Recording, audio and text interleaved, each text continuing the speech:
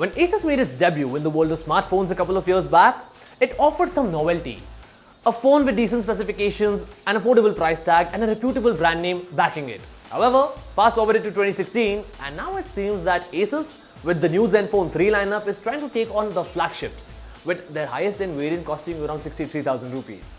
Well, my name is Sid and in my hands is the Zenfone 3, not the Deluxe, not the Ultra, the plain out simple round Zenfone 3 model which starts at 22,000 rupees, and what I need to tell you is whether or not is it worth that price, and more importantly, should you be buying one? Well, I'll answer all that and more in this video, so stay tuned.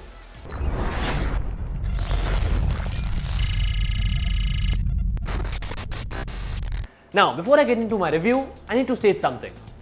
This year it seems to me that instead of challenging the flagships, Asus is merely aping them, in particular Samsung. Now, why I said this would be evident in a while, but before that, here's a quick look at the spec sheet just for you. The specs seem good for the price tag. May it be the Snapdragon processor, the 3GB RAM or the screen resolution, they're all fine. So the specs are fine, but now let's see how the phone is. We'll start with designing, and remember I mentioned Samsung a while back? Well, here's the first reference. The phone seems heavily inspired from Samsung Galaxy S6. Just like the Galaxy S6, this phone has glass both on front and on back, and on sides you have metal which are curved, and it in fact copies the protruding camera lens from the S6 too. However, I don't have any issues with the designing because the phone still looks premium, it is thin, it is light, and the overall look is quite appealing. However, there are certain disadvantages when you use glass back. Firstly, the phone is a fingerprint magnet. You can get fingerprints everywhere apart from the sensor.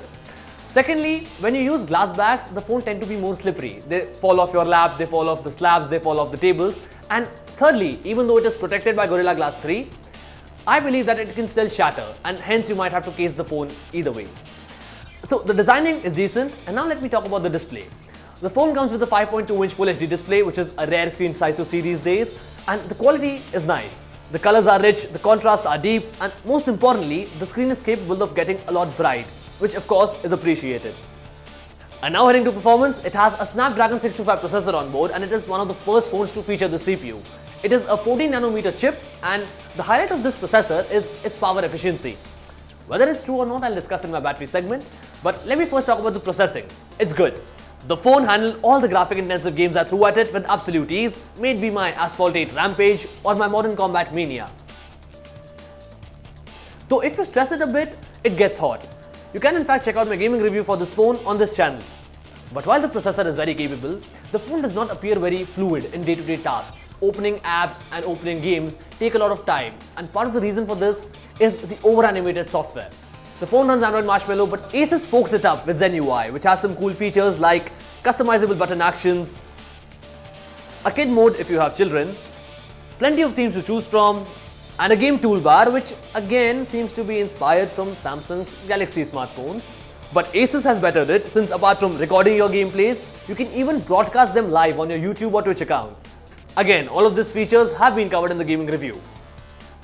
Also, I like the one-handed mode which gets activated by double tapping the home button, and this thankfully has not been taken from the Samsungs. It has been taken from the iPhones. So in retrospect, software is perhaps the most weakest part of this phone. The phone comes with a lot of pre-installed applications and they are very annoying. Apart from that, the software itself is a bit too animated, a bit too colorful, a bit too bubbly. I hate to say this again, but it reminds me of Samsung's older version of TouchWiz. Apart from that, the phone has a fingerprint scanner at the back, but it is oval shaped, which makes it a bit more cumbersome to access it. However, the scanning is fine. Heading now to the cameras, I like them. The shots in day are generally rich and crisp, though on certain occasions, the borders appear to be overexposed and certain photos tend to be washed out. However, the close-up shots are very good. And I've seen a lot of phones struggle in the low light, and this does too on the auto mode, but when you turn the low light mode on, it reduces the camera resolution to 4 megapixel and it makes the objects visible even if there is no light available. However, in certain occasions, auto mode worked better than the low light mode. So there is kind of a discrepancy here, which mode to activate in the dark. Lastly, I love the super resolution mode, which gives you a 64 megapixel shot by clicking 4 different pictures of the phone. It is a bit slow to process, however, what quality. Here's a sample just for you to judge. And as you can see, every corner of it is super clear. But that does not mean that I like everything about the cameras. There are certain issues that I have too. Firstly, when the light setting changes, the camera software, the viewfinder becomes very choppy and very sluggish, and it's difficult to manage.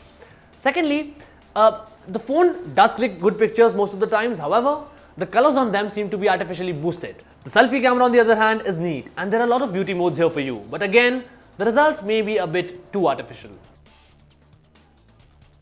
Now it's time for me to tell you about the battery life of the smartphone. And this is an area where a lot of smartphones fail. And I was sure that this smartphone is going to fail too because it only has 2650 mAh of battery. But to my surprise, it actually gave me great battery life. And by great I mean 1.5 days with moderate usage and at least 10 to 12 hours when I use my phone a bit recklessly. So, Snapdragon 625 is definitely power efficient, and so is the Zen UI, which automatically informs you when an app is draining too much power for you to shut them down. But the stock battery log of the Zen UI seems to be a bit buggy.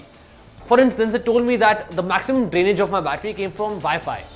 But my Wi-Fi was not even on. I was always on 4G internet and that was not even reflected. So that's a software issue that Asus might fix in the future updates. But the bottom line is that Zenfone 3 has great battery life. So that I believe sums up the review. And now it's time for me to tell you whether or not you should be going for this phone in my verdict section. So, how's the phone? Well, with a good design, greater battery life and decent cameras on board, it is a good phone to buy at 22,000 rupees. Now, people are disappointed because Asus has increased the price from the Zenfone 2. However, in my opinion, if you look at the inclusions and the designing changes, the price seems rather justified.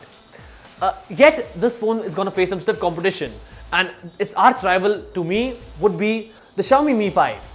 This phone too is a 5-incher. This phone has, however, a Snapdragon 820 processor, which is flagship-like. It has a way better MIUI, and it comes with some useful inclusions like an NFC and an IR blaster. Plus, it has an equally good all-glass design. But nonetheless, Asus Zenfone 3 is a good compact phone, which is a rarity in this era of phablets. And if you don't like Xiaomi, it might just be the best compact phone for you. So those were my views on the Asus Zenfone 3. Do tell me how you feel about the device, or if you have any questions, post them in the comment box below. I'll be more than happy to answer them. Also, don't forget to give this video a thumbs up, don't forget to share, and if you haven't already, do subscribe to 91 Mobiles. My name is Sid. Ciao.